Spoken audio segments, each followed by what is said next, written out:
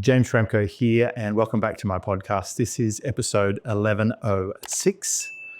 Today I'm going to be sharing what I'm using AI for and what I don't think it can replace. Obviously, it is transforming everything in business, and it's worth a discussion.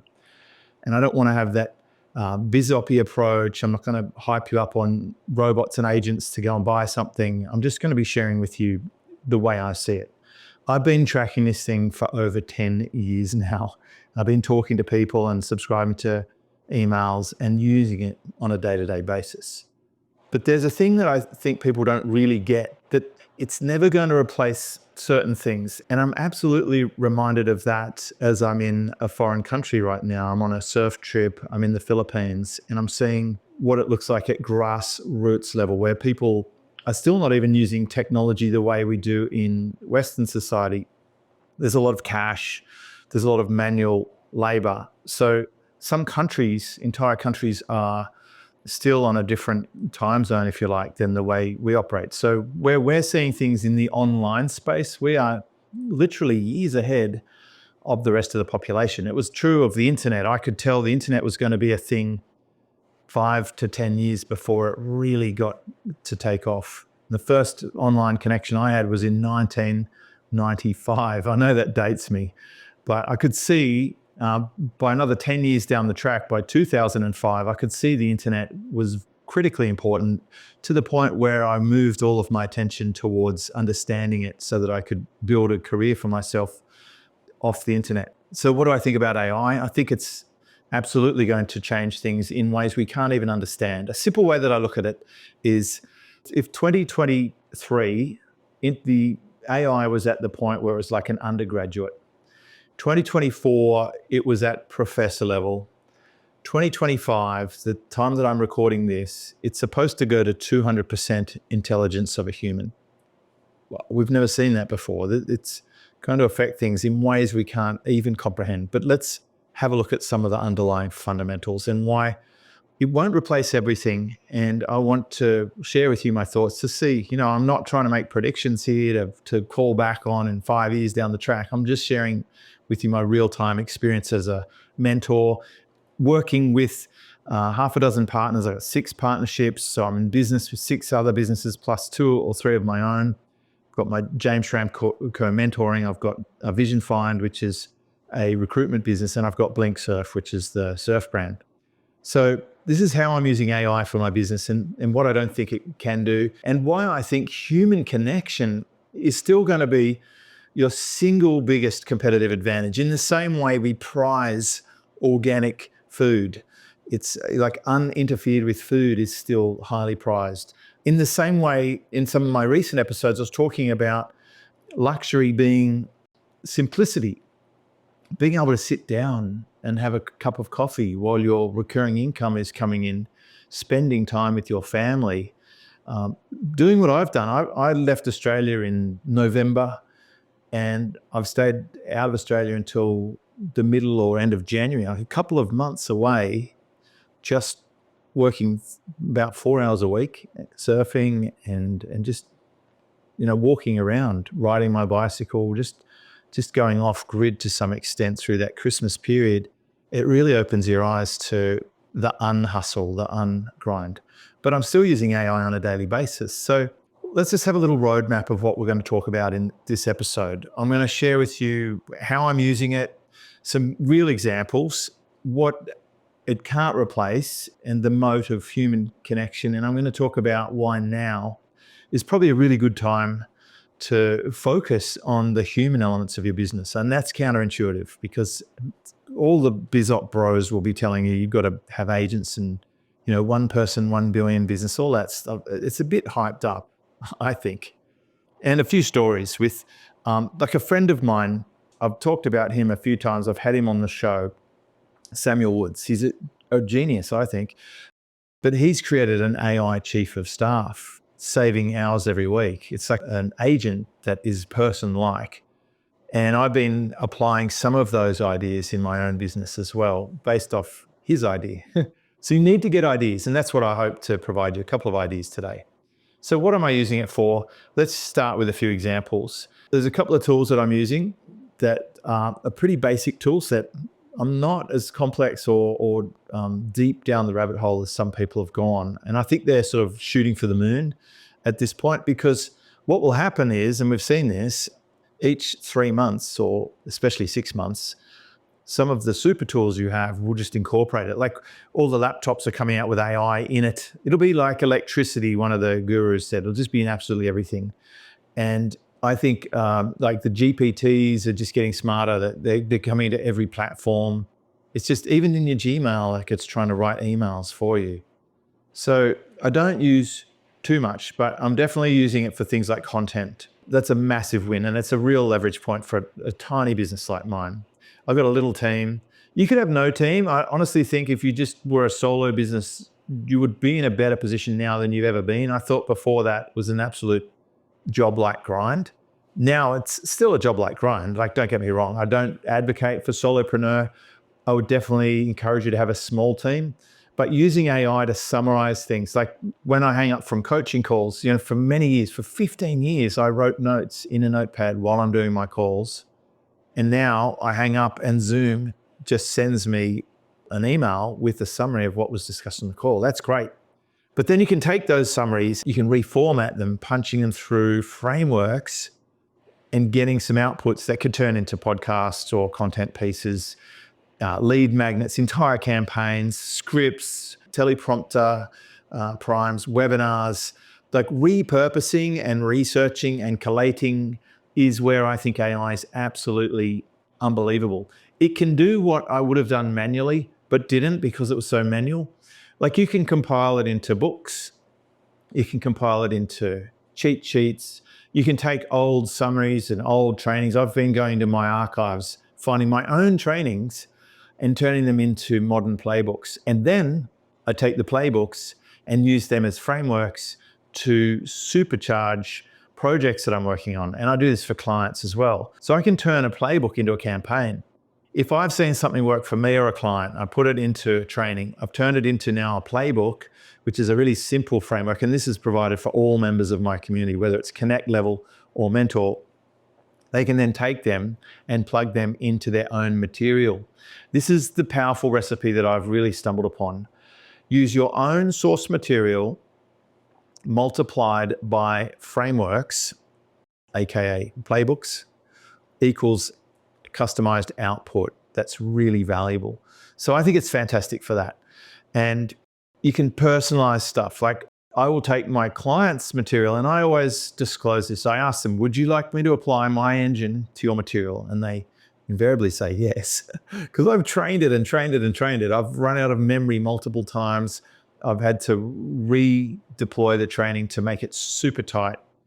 And I can take their raw material, whether it's a webinar, PDFs, a book, their websites, their socials, I can turn it into campaigns. And I'm talking a landing page to get people to opt in, the delivery, a training webinar or VSL, the sales pitch, the follow-up emails, even ads to drive people to it, can all be generated from these raw materials multiplied by frameworks. It's also incredible for diagnosis. What I have been able to do is tip all my past diagnosis into the machine and to let it learn on that. And now I can crunch through diagnoses much quicker.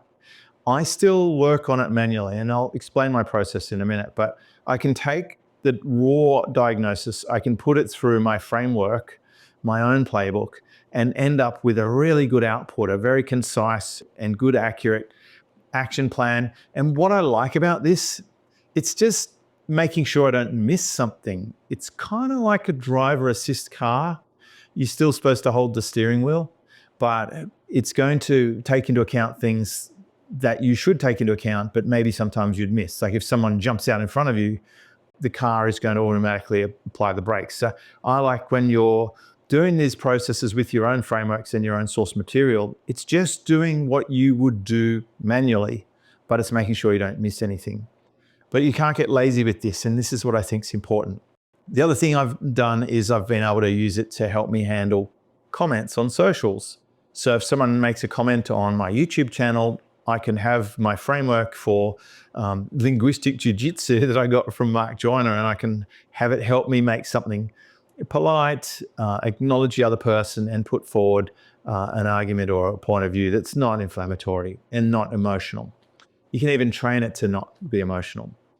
So idea generation, it's fantastic for. I'm literally sitting in a house that 2 years ago I had GPT brainstorm. I told it I want wood and cement and glass, and I wanted a certain structure, and then I fed it in and I got an output, and I gave that to an architect who was then able to build that vision. Like, that is a real world practical application. But I'll give you a tip on that.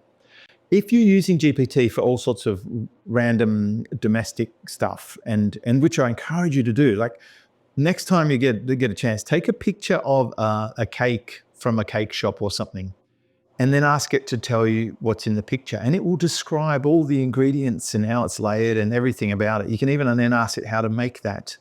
Incredible. But tick on the option in GPT to make it a temporary chat, because you don't want to mix up your business stuff.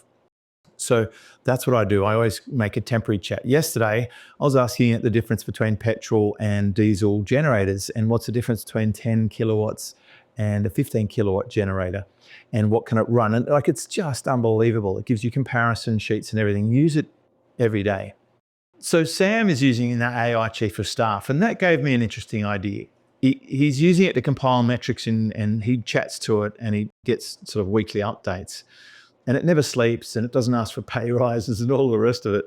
So what I did is I took my last few years worth of data, which is in a beautiful spreadsheet, thanks to my team, and then I asked it for insights and an action plan, and then I applied it to a profit framework and looked for gaps. And it just makes navigating the strategy much easier, because you're working with the data, and it's brilliant at manipulating and understanding data and interpreting it into reports. And I know it is because one of my friends and a previous partner who I've exited from with a payout was a data analyst for a really large firm. And she said, this is amazing.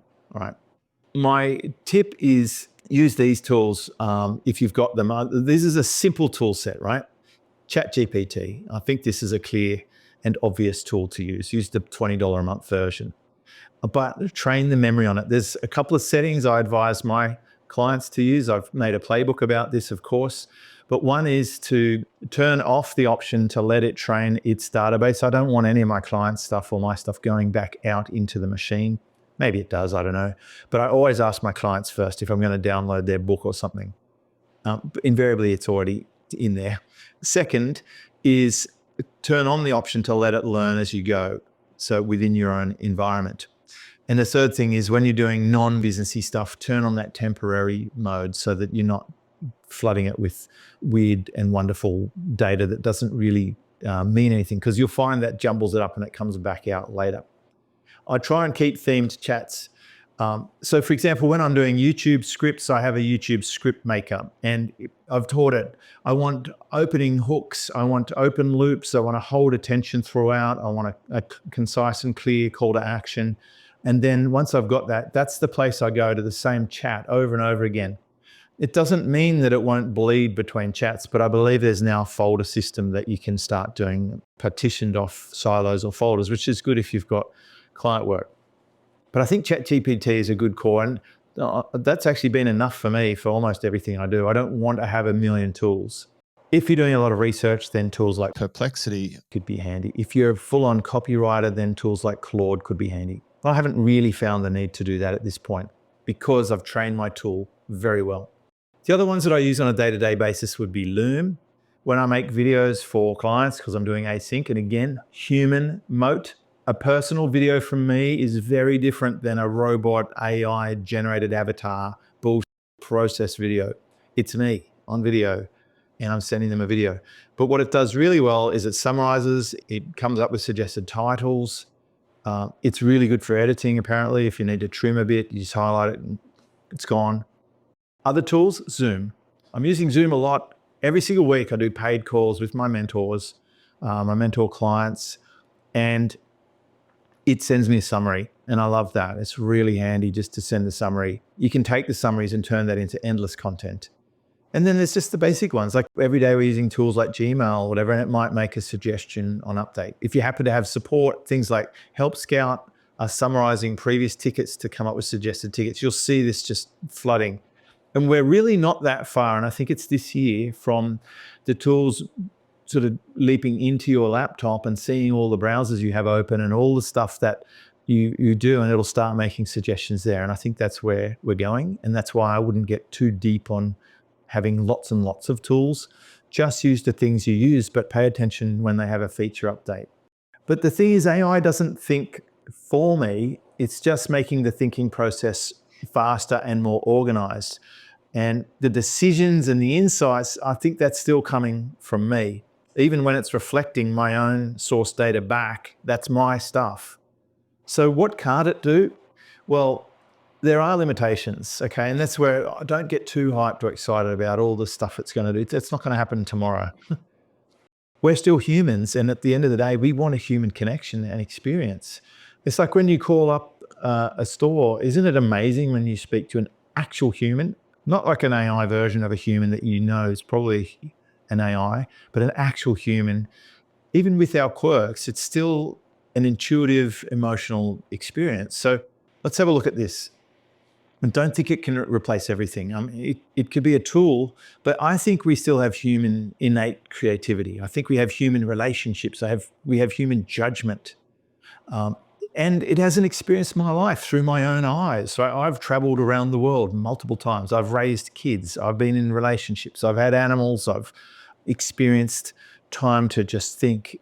It's not at that point yet. And it can't. It hasn't smelt things. It hasn't tasted things. Every day when I come back from the surf, I pick a little flower off a tree for my daughter and I bring it to her. It's not going to do that. It can't replace me as a dad, right? It doesn't have that emotional intelligence. It can fake it like a psychopath can, and it can process data, but it can't feel. And I think that's where we should lean into. And it can't read the room and detect tiny little subtle emotional cues. I know the facial recognition, blah, blah, blah. It's all very good. And I know we think our phones are being listened to because social media is so good at all the data points of knowing us. Like it knows when a lady's pregnant before they do. But we're still human, rightly or wrongly. And I think that is the moat. That's where we can lean into. So the context and the nuance, the contextual understanding is where we still have an advantage. Even for my own engine, I haven't been able to tip 53 years worth of experience into it. I can only skim across the surface of data points, but there's so much missing. It's like it's got the skeleton, but not the flesh. Sometimes the answers it comes out with are absolute rubbish or hallucinations. And it's only because you have expertise or experience that you know that. That's the difference between a 15-year-old kid and a 53-year-old experienced adult who can do some of the deep mastery stuff because you know the difference. You've experienced it decisively and in your life.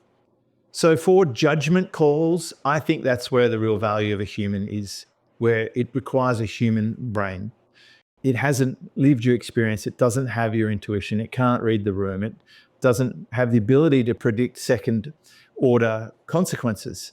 If we can't replicate the human connection, then I think that's where your audience are going to pick up on it. So be careful when you're using it. I've seen a lot of people using like social software to post comments and stuff. Then it becomes obvious and it's junk, it's rubbish. You basically how to burn people.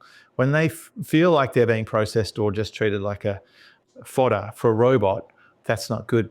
And what you'll see is people's agents talking to other people's agents, like social media, like even Meta put out pretend avatars and built topics around them, and then they just pulled them all off the line or pulled them all offline because people found out about them and didn't like them. That's silly. That's just stupidity. So I'm going to give you a really important tip on the way that I'm using it that I think adds to being able to get it closer to being human is when I've taken my source data, I've multiplied it by frameworks, I get my output. I take the output, I copy and paste it into a text pad. I use IA Writer, and Andre Chaperon put me onto this many, many years ago. It's just a big white canvas with text. And I clean out and update and tune the response. I weed out the things I don't like. I update it myself. And then I go back to the tool and say, here's what I did. And it updates its training model. It says, oh, well done. Yes, I can see you've done this or that. And I'm going to update my model now to take into account the changes you made. And over time, doing this back and forth, you'll get it right. And the easiest way to think about this is think of it as a human assistant.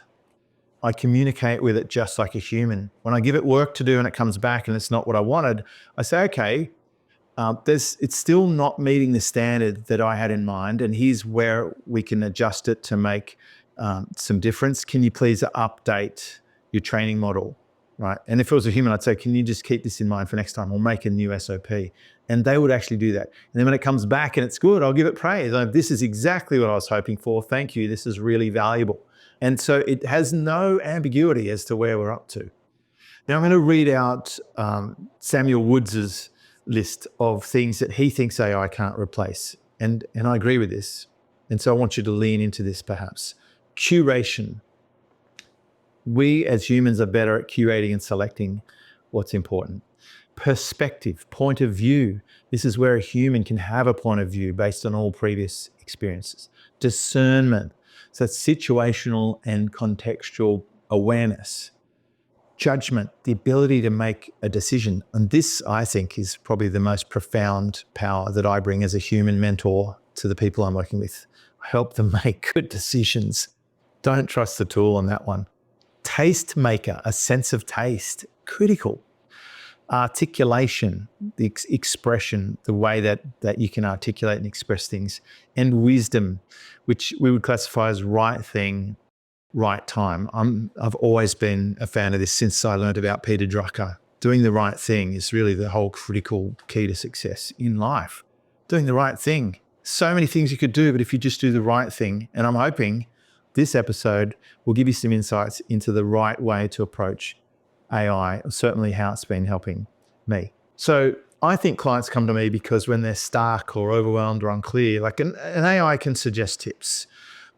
In my experience, almost nobody who's come to me has got AI understanding it the way that I've got mine to understand it. I think I've always been good at working with systems in a pragmatic way, but I use plain words and conversational. And I think the better you are as a leader, the better output you'll get from AI. If you're a bad leader, you're not going to get AI working well with you. If you're a really good leader and you have people working well with you, you'll get AI working with you. And at the same time, I think I bring clarity through the conversation and contextual awareness and experience that only a human can do. So human connection, that's the moat. I would double down on that. The smart move is to declare where you're being human and where there's AI involved. And that's what I think is an important disclosure. If you're starting to use tools and spammy stuff, like all internet marketers, they ruin everything. If you go down that path without question, you're going to burn people. So people don't want to buy from a robot. They don't really want to deal with, I don't like doing my own checkout at the supermarket. I'd rather when a human does it. It's a human connection on a micro level. They want to buy from people they trust. They want someone who gets them. They want to be acknowledged. They want someone to hear them, see them, understand them, and connect to. So your personal brand is a moat. Nobody can copy your personal experiences, your stories, your relationships. And I've seen a few sites lately, like full-on digital avatars. There's actually whole sites where you can create influencers that do product endorsements and microphone stuff and whatever, but they're not real. And it's fake as f. I mean, these avatars, pretend influencers, as if actual influencers weren't bad enough with their fakery, with the 3-hour photo shoot in the restaurant. The other day I went to eat on a road trip, and some influencers sat down and they put their phone down the other end of the table recording their entire meal. Like, I imagine they're probably going to fast forward it or time lapse or something, but I didn't even want to go and get water because I'm just walking through their shot, and it's just like, I think it's mental illness. I don't know. Maybe I'm a bit extreme. It's mental. And where I am at the beach here, every single time I go for a surf, I'm walking past people They're doing these really, beach pose things for clout. They are that depraved of acceptance and validation from external people that they need to post all this stuff. I just don't get it anyway. But what I'm seeing is we're going to the next level. Almost everything you see online is going to be fake, bots, agents. Humans are where it's at. I will say the entire time I've been doing calls every week, 15 years, I do it weekly for Mentor, monthly for Connect. The connections we're having every week and every month on the Connect are the best, highest level quality and the most rewarding they've ever been the whole time I've been doing this, because there's a divergence of the world out there. It's rarer and rarer, and it's real.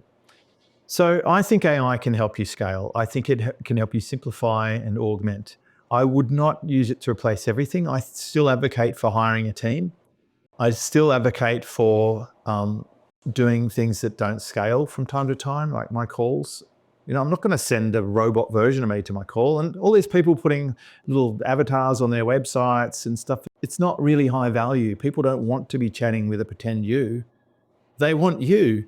So I think of AI as an e-bike versus the bike we had, which the internet was the bike.